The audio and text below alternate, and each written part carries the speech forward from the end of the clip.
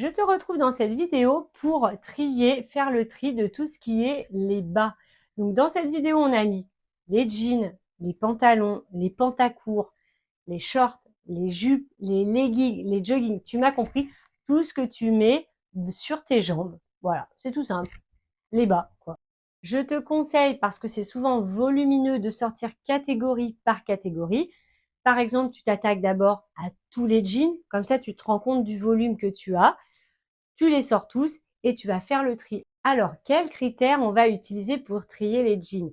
C'est souvent un peu les mêmes critères qui reviennent pour les vêtements, donc c'est assez facile. Le premier critère, ça va être je l'aime ou je l'aime plus. Ça, c'est ultra facile. On a ce truc-là. Non, celui-là, c'est fini. Je le mettrai plus. Il me plaît plus. Le deuxième critère, qui est un peu plus compliqué, c'est il me va, il ne me va plus. Dans il ne me va plus, il part tout de suite, ou bien on a souvent des réflexions, oui, mais si je remaigris et qui me va encore et que je le referme, c'est un peu le jean, c'est un peu le test, le baromètre du poids.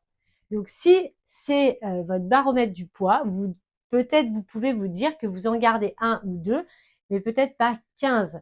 Si jamais vous décidez de garder les 15 parce que vous avez vraiment vous venez d'accoucher, vous savez que vous allez remaigrir, ou vous êtes vraiment motivé pour remaigrir, nous on déconseille, nous on dit qu'il vaut mieux vivre le moment présent et au pire on rachètera des jeans quand on aura maigri et peut-être les formes auront changé, les formes de jeans auront changé, on n'aura plus la même morphologie parce que les hanches s'élargissent, etc. Le mieux c'est quand même de tout donner et au pire de racheter si on rachète et si on rachète le même genre. Et au pire on peut racheter en seconde main. Mais voilà, il y a quand même des clientes qui tiennent à garder ces jeans qui sont un petit peu les preuves qu'elles avaient un peu un autre poids avant. Donc si vous n'êtes pas prête à vous en séparer, c'est pas grave, mais il faut que ces jeans sortent de votre dressing du quotidien. Ils ne doivent pas parasiter votre habillement du matin. Donc ce qu'on vous conseille avec Émilie, c'est de les mettre ailleurs. Donc soit dans une boîte en haut du dressing, pourquoi pas, soit si vous avez des larges étagères, ils peuvent être pliés et être sur une pile arrière qui parasite pas comme ça le rangement et l'organisation du quotidien de tous les jours. On a aussi bon état, mauvais état. Est-ce qu'il est troué? Est-ce qu'il y a un passant? Est-ce qu'une fermeture éclair qui fonctionne plus? Un passant qui est décousu? Bref, ça c'est un des critères aussi. On va peut-être faire le deuil de je vais le faire réparer, je vais l'emmener à la couturière. Le jean, ça fait 5 ans qu'il est dans l'étagère dans un sac, il n'est jamais allé. C'est le moment de le laisser partir. Est-ce que c'est encore mon style ou plus mon style? Parce que par exemple, il y a des jeans qui sont en très bon état, qui vous vont toujours, mais vous les mettez plus parce qu'en fait ce n'est plus votre style. Avant c'était les jeans un peu skinny, ultra serrés, et maintenant vous mettez que des un peu oversize, coupés en dessous du genou mais un peu large au niveau des fesses. Donc les skinny vous avez plus envie. Donc hop, ils partent et ils vont trouver une seconde vie de ceux qui mettent encore des skinny. Un autre critère, c'est le prix.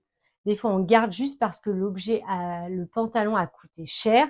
Et ça, c'est une mauvaise excuse parce que dans votre armoire, de toute façon, il ne vaut plus rien. Donc, soit vous lui donnez une seconde main et vous dites, ah, je fais un cadeau qui vaut quand même un peu cher à une association ou à ma voisine. Et c'est plutôt gratifiant. Ou alors, vous vous dites, je veux pas perdre trop d'argent. Ça, c'est de la culpabilité. Mais bon, voilà, vous pouvez le mettre en vente. Et il y a aussi le critère du confort.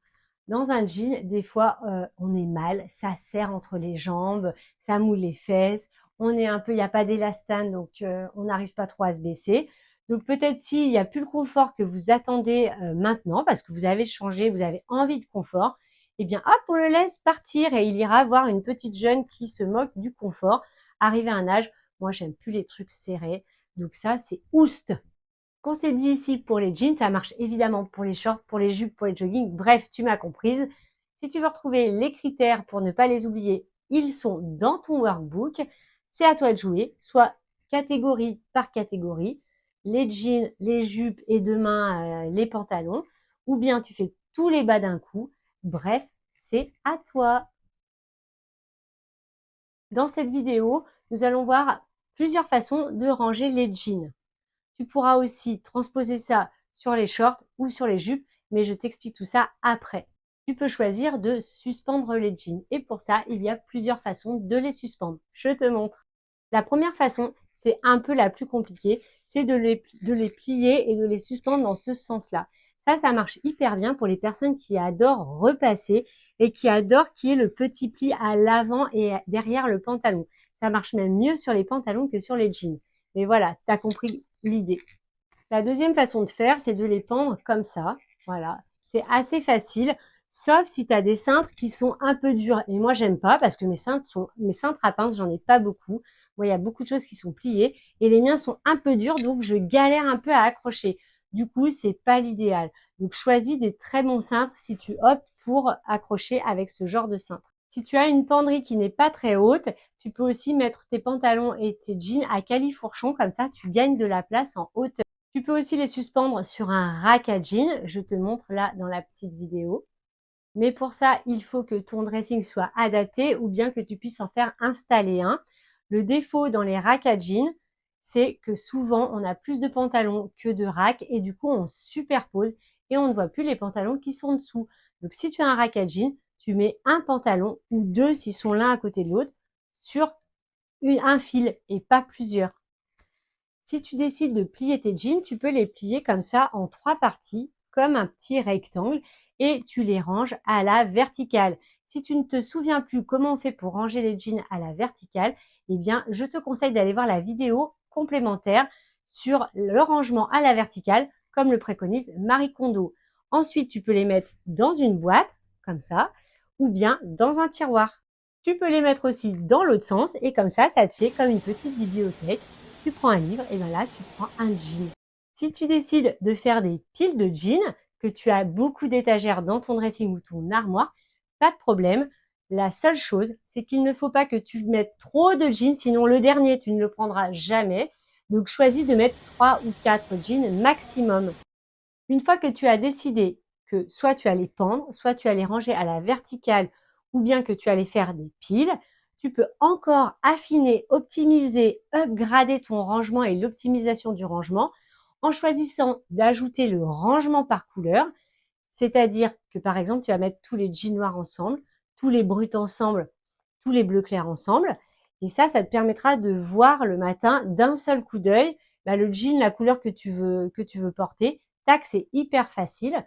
Si tu sais plus comment on fait pour faire le rangement par couleur, tu peux aller voir notre vidéo sur le rangement par couleur qui est dans les vidéos complémentaires. Tu peux aussi les ranger par type de jean et ça, c'est le must parce que c'est ultra facile pour te repérer le matin. Par exemple, tu peux mettre tous les slims ensemble, tous les pas de def ensemble, toutes les coupes droites ensemble ou tous les Levi's ensemble. Bref, tu choisis les types de jeans qui vont ensemble et qui te permettront de t'y retrouver hyper clairement. Allez, c'est à toi de jouer Opération Jean.